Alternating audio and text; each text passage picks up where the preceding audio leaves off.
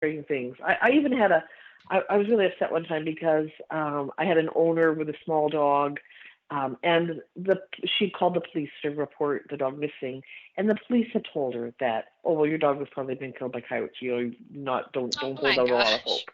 Yeah, Oh. and sure enough, her dog was found safely like a week later.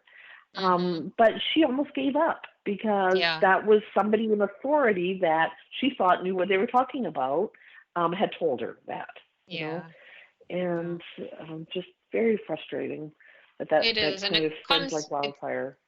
right, and it does make people give up hope, and I that's why I like these stories of people like this dog that got hit by a car. No, I don't think it, even though people were looking so hard for it, I don't know how much hope they really had of finding it okay, you know, Right. because of the damage that obviously was done to the car and that was visible, and you know, so it gives people hope, and those are the Yep. things that don't listen to, oh, it's you're never going to find it, if you do find it, it's probably so hurt, it's going to have to be put just all these very dramatic things that people like to focus on versus, okay, this couple just never gave up and they had such a huge amount of people helping that for a time I was a little nervous about all the people Okay. helping, that was only going to scare the dog farther away, but we just kept trying to drill into everyone's heads that was searching,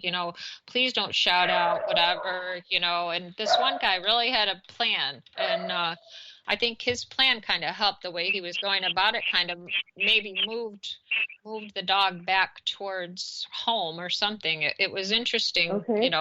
yeah, but Yep. I don't like the Yeah. stories that make people give up hope. Right. Right.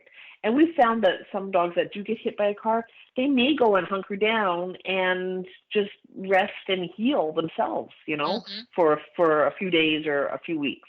And Yeah. then once they're starting to feel better, come out.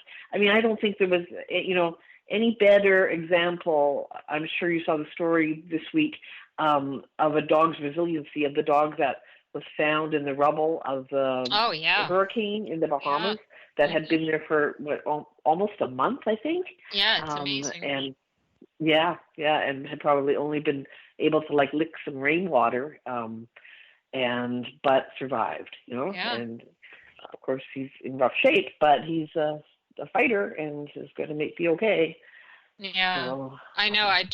It's those types of stories. I mean, we had one, she was gone 90 some days, just running around, and there were lots of sightings, and they had a trap out for her, but she just wouldn't come in. And finally, she came in, and she was just skin and bones. But it's amazing that the dogs hmm can survive. It really is yeah, amazing to me. And yeah, those are the things, I see people, they'll just, oh, I'm giving up hope. And so these are important stories. And I always like, because I see you guys always post them, and I've got to get better at posting all these stories too, because you can never give up hope. You just yeah, can't. yeah. We have a lot of owners that tell us that sometimes when they're just, beyond despair, they'll get onto like our Facebook page or our website and read some of the reunion stories, and that makes them feel better, Yeah. and makes them realize that they shouldn't give up. Yeah. Yeah. I Yeah. I was just reading through a reunion story today about, it was an older one, but it was a dog and it was lost in the winter, really very cold, cold snap that we'd had, and they were kind of amazed that their dog had survived, and they actually said without a food source. But people forget that there's food sources everywhere. I mean, roadkill is a good Mm. food source. Yeah. We have lots of times we'll get sightings of dogs that are eating something disgusting on the side of the road, Yeah. but Yeah. it doesn't have to be, what the dog is accustomed to at home. They will find something to eat. Right. Very seldom. I mean, I can count on one hand the number of dogs that we've had, that have starved to death. Yeah.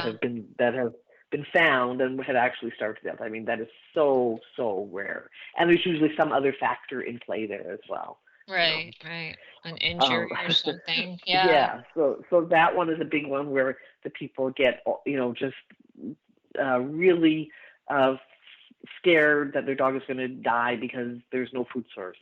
Mm-hmm. Like, oh, yeah, it is amazing. I mean, just that story you mentioned from the Bahamas, if people can understand that that dog survived and lived that long just with water, because I guess it couldn't move, so it wasn't getting any food other than whatever it was drinking, you know, and it's just amazing to me when you see those stories. I just, it's crazy.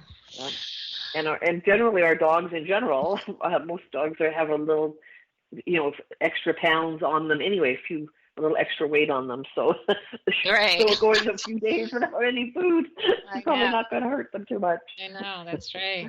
Yeah, we just had a great story, and I want to throw this one in here real quick of a cat that it was lost in Ohio 5 years ago, and it was just found here in Sarasota a couple weeks ago, and we're in the process right now. It's spending a little vacation at a pet resort until it's going to be flown back home, but thankfully it was shipped and we have no clue how it got here, but but it's going home. Wow. Yeah, I know. Huh? Wow. I wonder if it caught a ride in a vehicle, trailer or something, or I just don't know. It's crazy. Yeah, we had a cat at one of the barns that I was at that had hitched a ride in a horse trailer from some state far away when somebody was moving their horse. Wow. And, we let them know, but they were happy that it had another good home, so it lived the rest of its days there. Yeah, because the cat is in great shape, so it must have been living with somebody. So it either got into someone's vehicle maybe when they moved here, or they found it when it was lost in Ohio and they kept it and then they moved here. Who knows? I don't know. Yeah. But that's one of the stories that we like to hear, and those are the ones that give people hope, Yeah. Mm-hmm. Yeah. And the importance of the microchip. Yeah. I know, and I do feel for the people, because I know that a lot of the stories, the long-term stories, are a reunion because of a microchip. So I do sometimes feel bad for the people whose pets aren't microchipped. And now really wish they were, because they realize that their pet's been missing a long time, and there would be a better chance if it had a microchip, especially if it's been picked up by somebody, or if it's been transported a long ways or something. Yeah, and I think the stories do help, though, sharing the ones that the dog or cat was microchipped and that's how it got home. Maybe that will give somebody the idea that, oh, geez, maybe I should do that, if they haven't already. Yeah. So that's what we hope for by sharing the stories. Yep. So, well, Kathy, we've only got a couple minutes left already. We could go on and on and on. I know. Oh, dear. If you want to talk about real quick, tell everybody how to check out your website, because you have great reunion stories on there as well, and they do give people hope. Yeah, we are lostdogsofamerica.org. That's our website. There's the categories are on the right-hand side, so you can just kind of scroll through the categories and look at reunion stories or strategies for different situations. And our Facebook page is Lost Dogs of America. So we try to share something on there every day that's either helpful or inspiring for somebody that's missing their dog. Yeah, and you do have a lot of, I spend some time when I have 1 second of free time. I'll just sit there and read through. I was reading through some things today, and there's always good tips, whether you've lost a pet, found a pet, just want to know how you can help. There's great tips on your webpage. It's really, really informative. Well, thank you. We appreciate that, because that's what we really meant it to be, was just, sort of a resource to be there for people that, maybe late at night they've lost their dog and they're, just looking for some more ideas or some more suggestions for what they can do in the morning when they can get out there again. Mm-hmm. Yeah.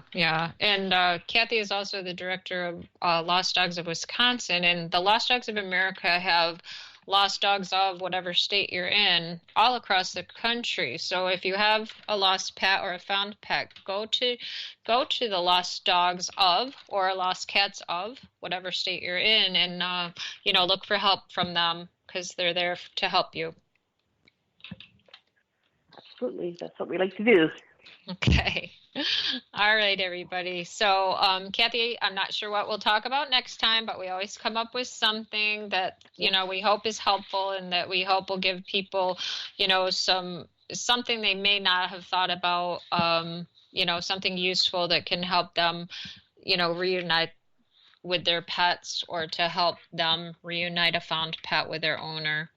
So thanks for talking with me today, and I'll talk with you again in a month. Okay, thank you. You're welcome. Okay, everybody. So until next time, remember that a lost pet can't tell anyone where it lives. So please be sure your pet is microchipped and wearing its ID tags. And if it is microchipped, it's so important to make sure that microchip is registered properly and has up-to-date information on it, because a microchip that isn't registered is no good. It does nobody any good. I'm your host, Patty G. Russo, and this has been Let's Talk Pets on Society Bites Radio. Thanks for joining me today, and until next time, take care and keep your pets safe.